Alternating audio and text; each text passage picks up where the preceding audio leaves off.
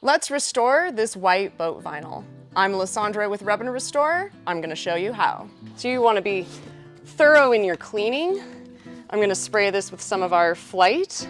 Now I'm gonna come back with 70% rubbing alcohol is the minimum, 90% or denatured alcohol is great, even lacquer thinner, especially if the color is not an exact match.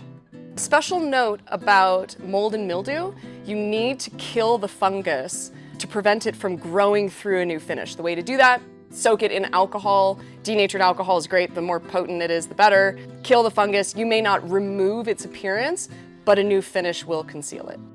So even though we scrubbed the heck out of the boat and we got a good bit of dirt off, very often cleaning is still not going to correct things like chemical pinking, bacterial pinking, mold and mildew staining.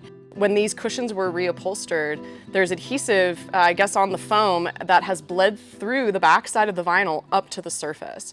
And if you can't clean it off, a new finish, like Rub and Restore, will correct it. So let's talk about color matching. We've cleaned the whole boat, and you always want to match to the cleanest, most virgin, original vinyl, because obviously there's a big disparity from the chemical pinking and sun damage here and the cleanest portion. So please, before you start slapping color on your boat, please order some swatches and make sure that one of our colors is a good fit. If it's not, we can customize for a fee.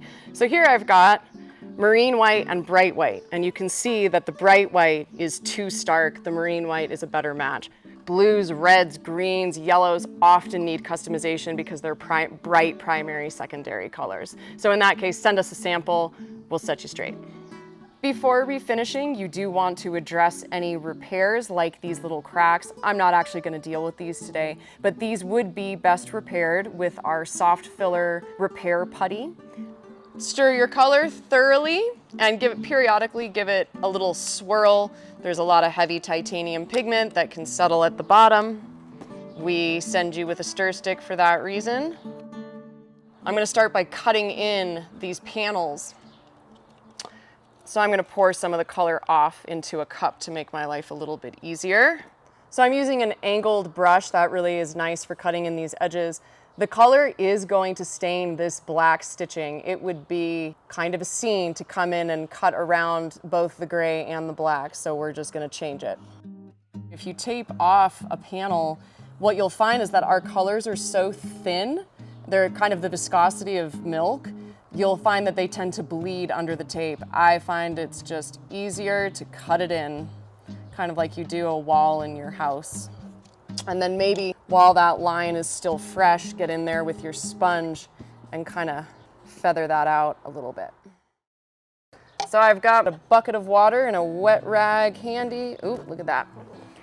And my toothbrush to get in and get off any of this, as well as a dry rag in case you make a mess of things. If you get on it while it's still wet, it's really not a big deal. You actually need pigmentation to provide a UV barrier. Just like titanium and zinc sunscreens, the ones that leave your skin white and aren't that pretty, they are superior, and that's the case here. Fortunately, we're trying to restore the white vinyl, and so the titanium pigment in the color is going to do that and provide a truly superior sunscreen and UV barrier for the vinyl, and no other conditioner is needed. Jump back to my bottle with my handy pour spout, and I didn't get in these edges yet, and I probably will come back and do those, but for the sake of demonstration, I'm gonna slap some color on here. First, I like to do a circular motion just to massage it into the grain, and you might find that dry as thin and streaky.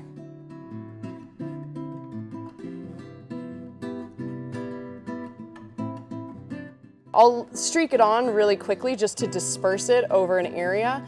And then before it even begins to dry, I come back and kind of dab or stipple and pat in order to break up those streaks and also get a little bit better coverage. Those little bubbles will dry down.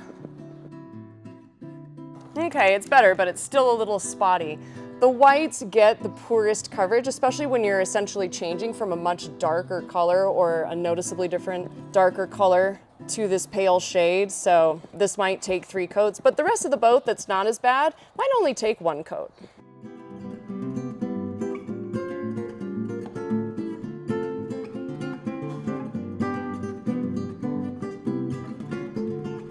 When I'm working with so many coats on a single panel and I'm just trying to get it done. And the hairdryer does warm the surface. You want to let it come back to a room temperature before proceeding. And I don't always do that because I'm an old pro at it.